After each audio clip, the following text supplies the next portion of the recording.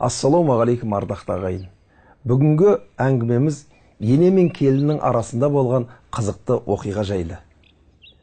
Баяғыда ит пен мысықтай арбасқан ене мен келін бір үйде тұрады екен. Бірін-бірі көргенде кірпідей жиырылатын көрінеді. Тілдері бір-біріне түрпідей тиеді екен. Кейін келіннің сөйлеген сөзі мен берген асын былай қойғанда, тық-тық етіп жүргені де кемпірдің жүйкесіне әбден тиіп болыпты. Отырса опақ, тұрса сопақ. Қысқасы, кең дүние тарының қауызындай тарылып, қажаса екеуі де титықтап тығырыққа тіреліпті. Күндердің күнінде құлағының құртын терген енесінен жаураттай қажыған келіннің ойына жамандық түсіпті. Күншілік жердегі елге танымал бір емшіге барып, кемпірден көрген қорлығын көз жасын сарқып отырып айтып, кемпірді өлтіретін дәрі жасап беруін өтініпті. Көпті көрген қарт емші келіншекке бір құты дәрі жасап беріпті де мынадай кеңес айтыпты. Бірден өліп қалатын болса, бала шағасы, туған туысқандары сенен көрері анық. Сондықтан бұл дәріні күнде аздап беріп отырасың. 3 ай өткенде кемпірдің шаруасы бітеді. Қатаң ескертер бір жайт, ол кісіге бұрынғыдай сөз қайтарма. Не десе де сіздіке жөн дей бер. Дәрінің әсері сонда ғана жақсы болады. Ашуланса, дәрінің қуаты әлсірей береді. Енді онсыз да 3 ай ғана ғұмыры қалды ғой дейді. Келіншек үйге келіп, емшінің айтқанын айнытпай істеуге кіріседі. Алайда басқа шарт бір төбе, әлгі шарт бір төбе. Алғашында біраз қиналады. Кемпірдің ерні қыбырлай бастаса, келіннің де тілі қыши бастайды. Көкірегінен лап етіп көтерілген қызыл жалын жұтқыншағына келгенде, емшінің айтқан сөзі есіне түсіп, қылғынып тұрып қалады. Сөйлеп қалғақпас, 3 ай ғана өмірің қалды ғой деп іштен тынады.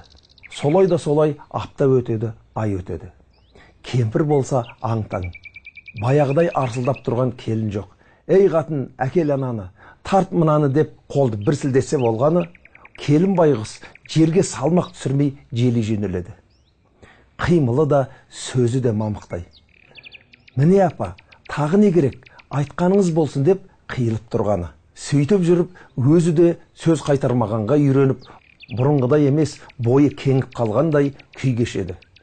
Не болса да ененің емеурінімен жүгірген 2 ай артта қалды. Күн артынан күн келіп, ол да кейін сырғып барады. Енді кемпір отырып алып, ал ойлансын. Құдай-ау, мынау сорлыға неге ұрса берем? Сонша не жазып еді деп өзін кінәлай бастайды. Дауысы бәсеңдеп, сөзі де жұмсара бастайды. Бұрынғы әдетінше қатқыл бастап қалған кей сөздерінің аяғын мінгірлеп өзі бәсейтеді. Бір күні мынандай оқиға болады.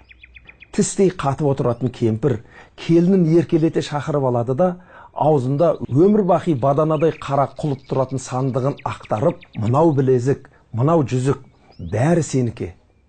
Мен оны көрге алып кетеді ғой дейсің бе, тағып ал, көркейіп жүр қарғам деп елжірейді. Міне қызық, енесінің қылығына көңілі бордай босап қоя берген келіншек ауызғы бөлмеге атып шығып, қос білегін тізесіне қоя отыра кетеді. Қайран енем-ай, өлеріңді білгенің бе, бұл неткенің? Қасиетіңді ғұмырыңның соңында бірақ білдім ау, бірақ ай қалғанда, бірақ ай деп бетін басып ағыл тегіл жылайды. Содан соң кейін өкпесін қолын алып, өткендегі емшіге жүгіреді. Өзінің оңбай қателескенін айтып, әлгі ішірткіңіздің күшін қайтарып, енемді аман алып қалатын дәрі жасап беріңізші деп жылап еңіреп етегіне оралады.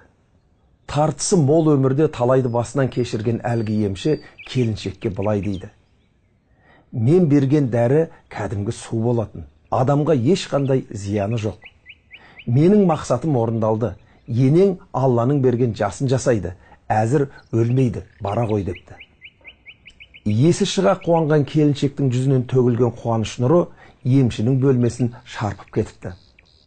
Алаулап, бал бұлжанып, ұядай жылы үйіне ебіл-дебілі шығып жүгіре жөнеліпті. Ей тасбауыр дүние, татулығыңнан қымбат нең бар еді?